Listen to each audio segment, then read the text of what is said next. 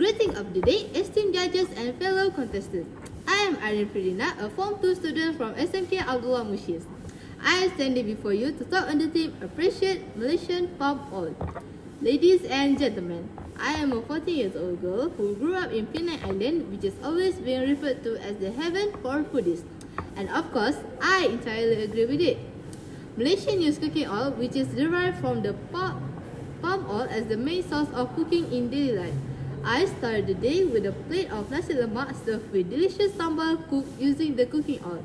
Ate my fried chicken as lunch at school and have some fritter in the evening, and exit with some Maggi goreng at plita.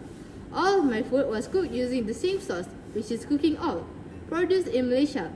I can't describe how proud am I about that, but surely I am very happy knowing that it originated from my very own countries.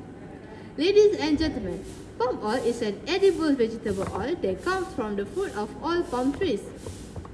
There are two types of oil that can be produced. The first one is crude palm oil, which comes from squeezing the fleshy fruits, and the second one is palm kernel oil, which comes from crushing the kernel or the stone in the middle of the fruit. Palm oil trees are native to Africa, but were brought to Southeast Asia just over 100 years ago as an ornamental tree crop. Now, Indonesia and Malaysia make up over 85% of global supply, but there are 42 other countries that also produce palm oil. Malaysia is the second largest producer of palm oil and a major exporter to other countries. Palm oil is an extremely versatile oil that has many different properties and functions that make it so useful and so widely used. It is semi-solid at room temperature, so can keep spreadable. It is resistant to oxidation, so can give products a longer shelf life.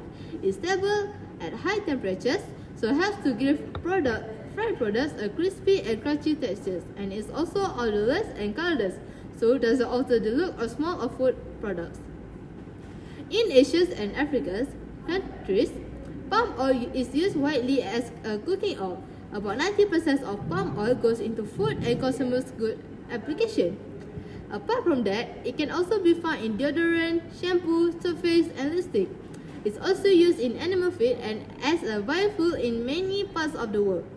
In 2020, Malaysia accounted for 25.8% and 34.3% of world palm oil production and export respectively.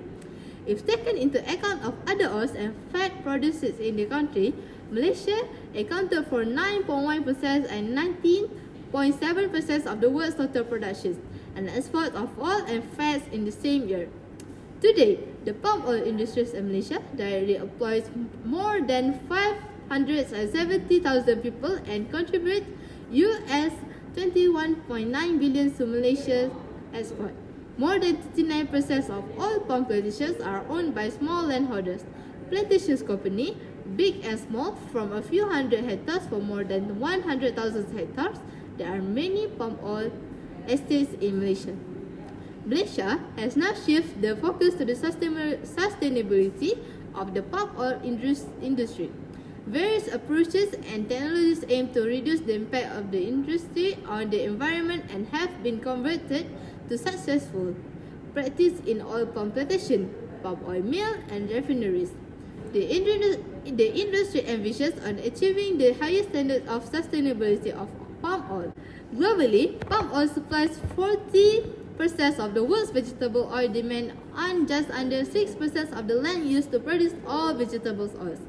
To get the same amount of alternative oils like soybean, coconut, or sunflower oil, you could need anything between 4 and 10 times more land, which would just shift the problem to other parts of the world and threatens other habitats, species, and communities.